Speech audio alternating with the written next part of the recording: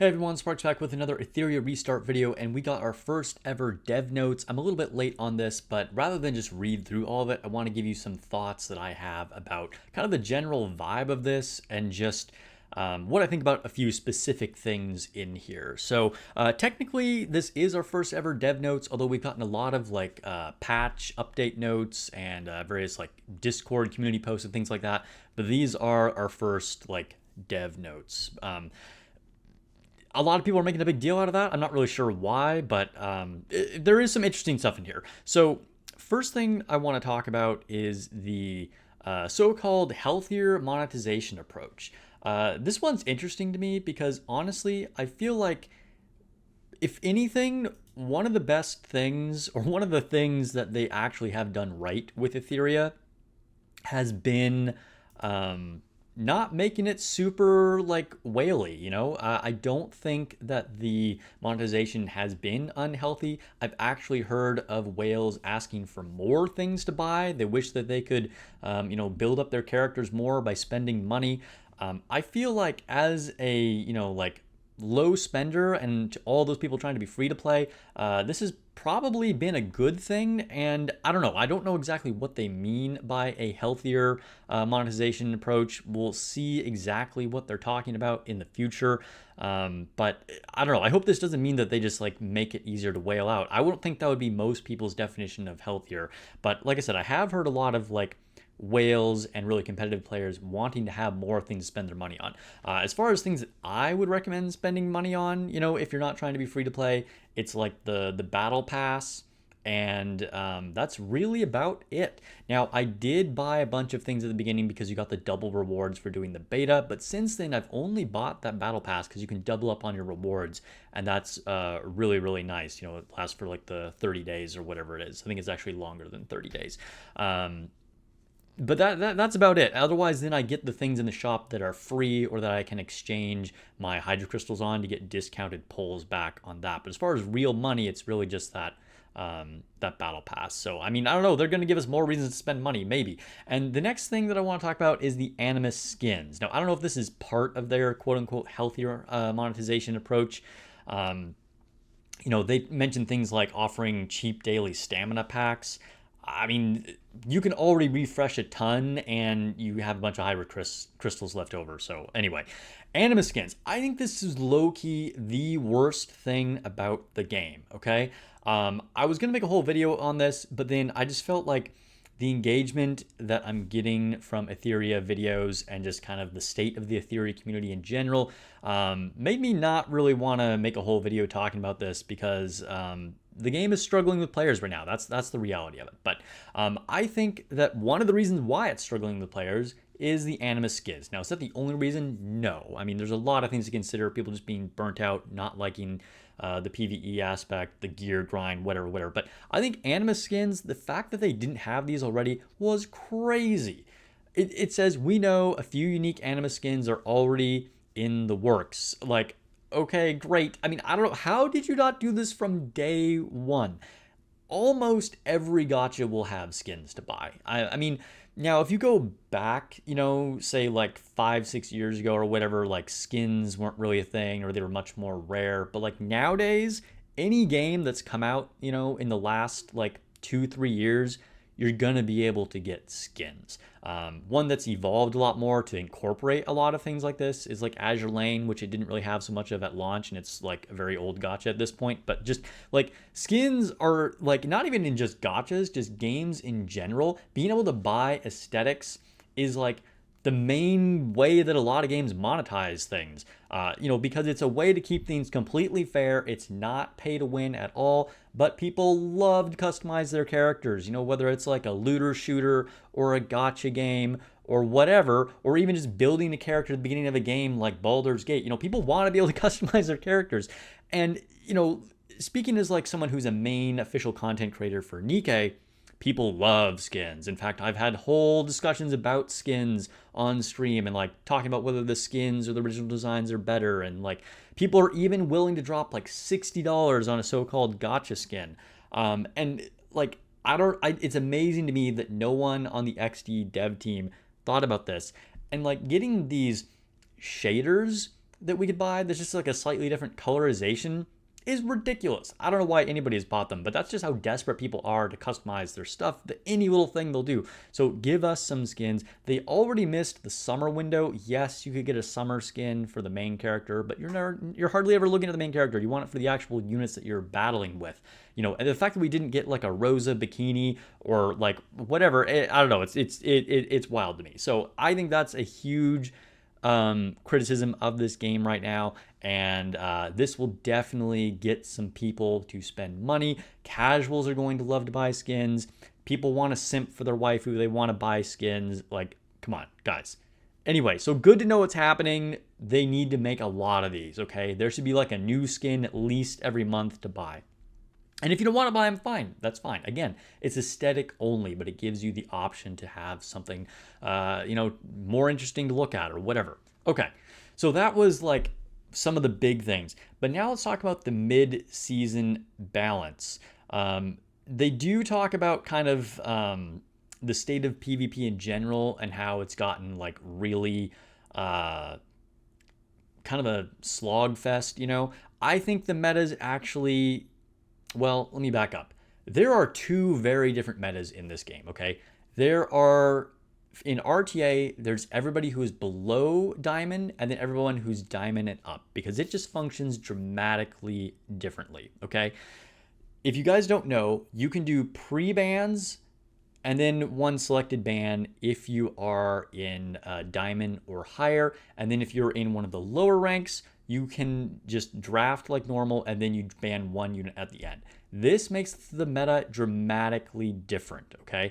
And I would say for the lower ranks, it's actually in a really healthy place right now, where you can, definitely the bruisers are dominating, but due to like not everybody having like the best of everything, you can still cleave with like Revelation teams and Yelly or Messiah.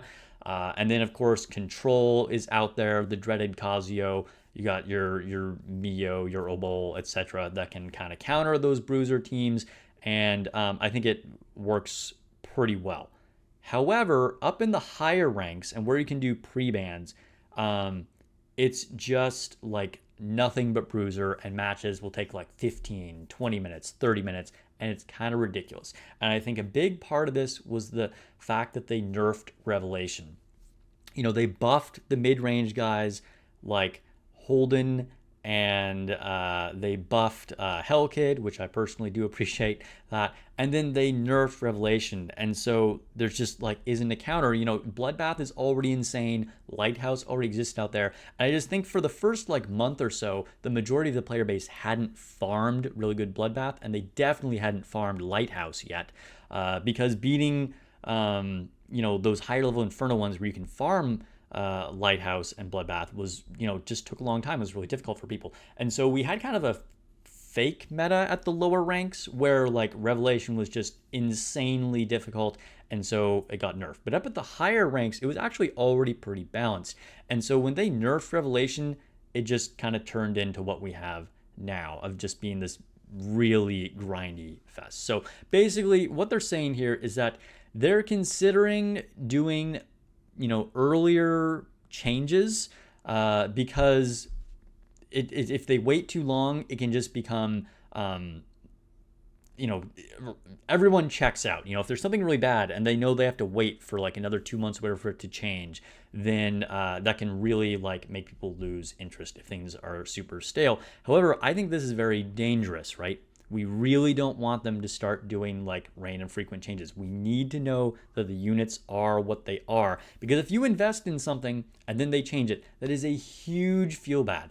And like with Liliam, they changed her like a week after her release. And a lot of people, kind of waited to see the reviews on her, waited to see the testing, and then maybe like a few days after her release, then they decided to invest lattices in her or someone else. And then they buffed her. And now it's like, oh, well, I wish I built Liliam, and that's just a really, negative feeling. And it's totally understandable for people to be frustrated with that. And, if you spend your resources or even your real world money on something, you want to have confidence in what you're buying. So I do agree that changing things sooner rather than later is better, but I would prefer that there just aren't a lot of changes in general. And they're asking for a lot of active feedback here, and I think this is very dangerous. Sometimes the loudest players are not necessarily representative of the majority or the players that are most informed and kind of see what the real meta is.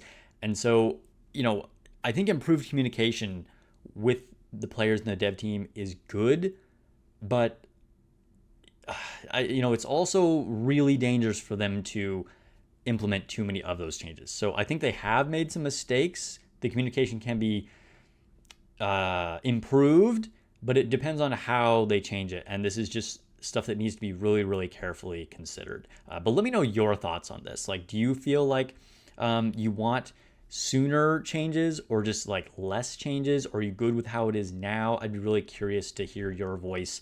And, because again, I think it's really, you don't know what everyone is actually thinking. And I would love to know who the people in my community, what you guys are thinking. Okay, so moving on, this is probably the biggest thing, gear and customization upgrades. This is cool. This is really cool.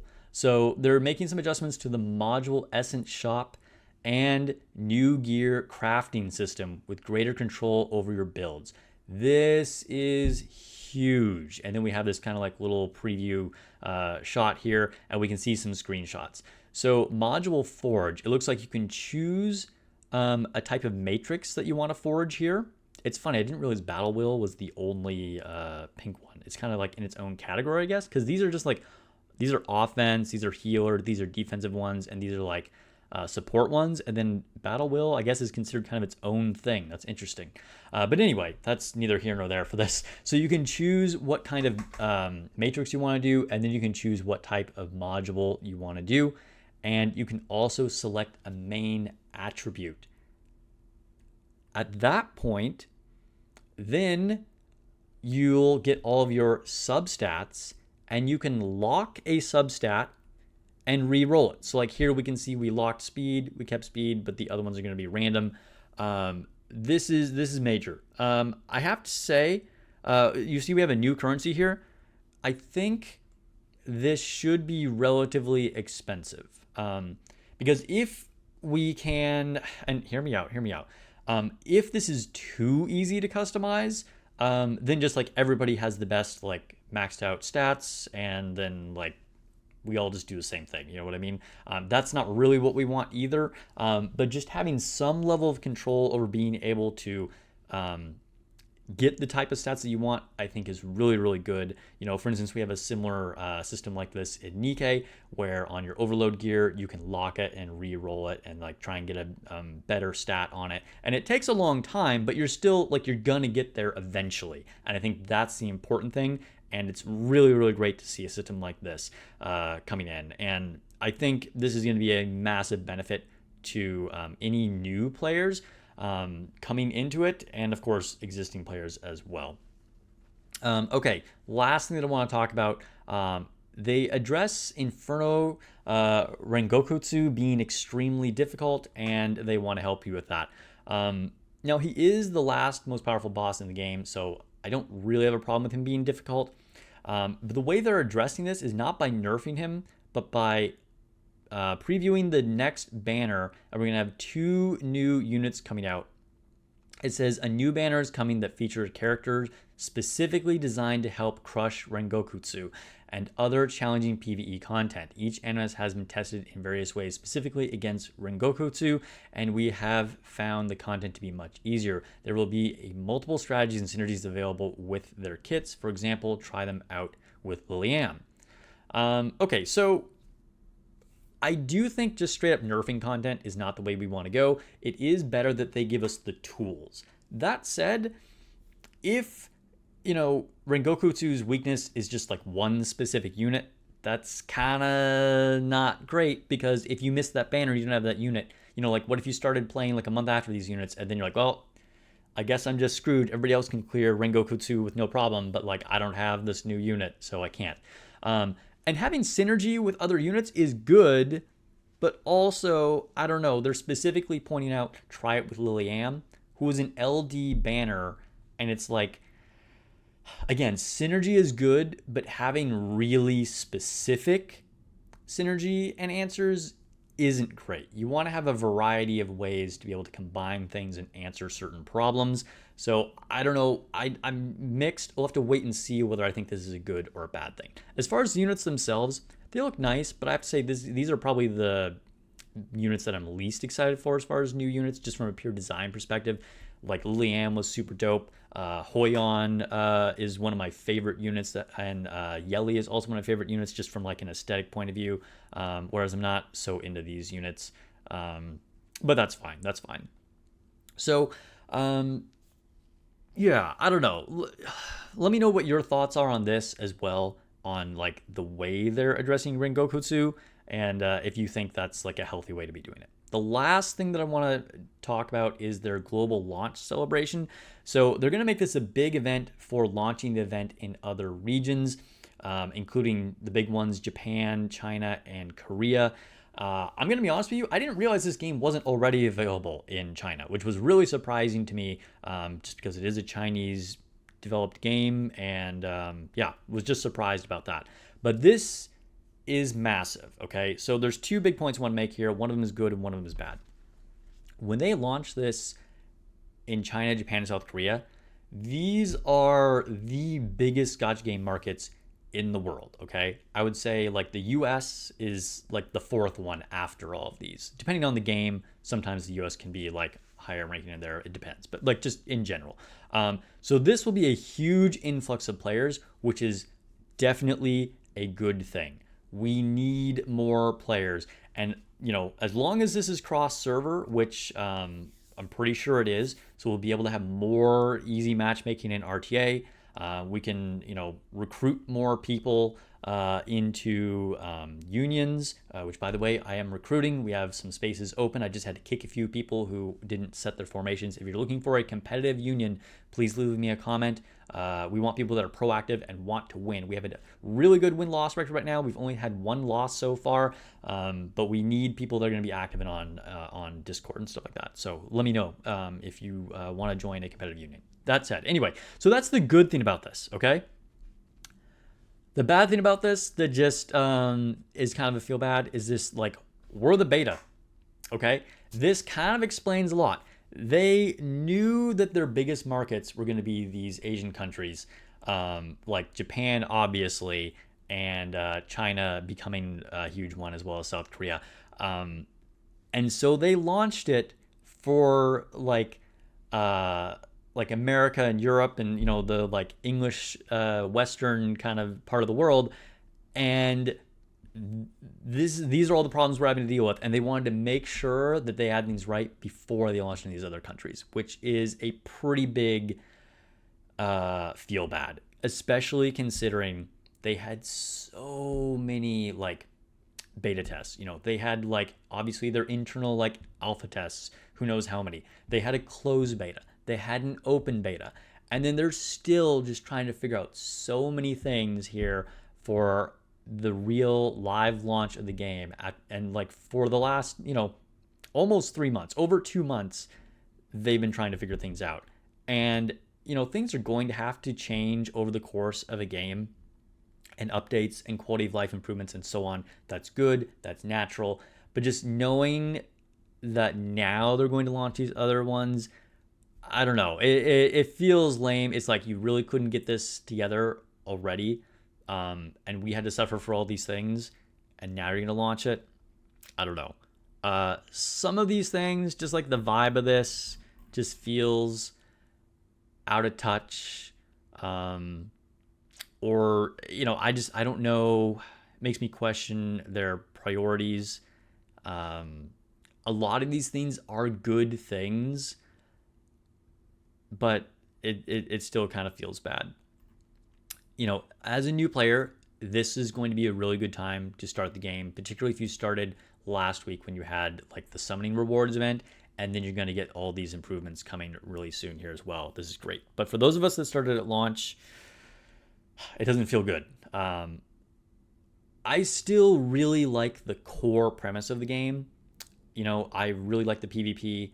I've been having a blast with the guild versus guild. Again, that's my focus. And that's fun enough that like I'm not really worried about like the farming, the whatever.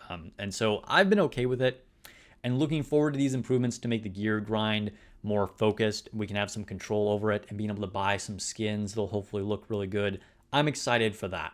But it's been a long wait, guys, and a lot of people are already out the door.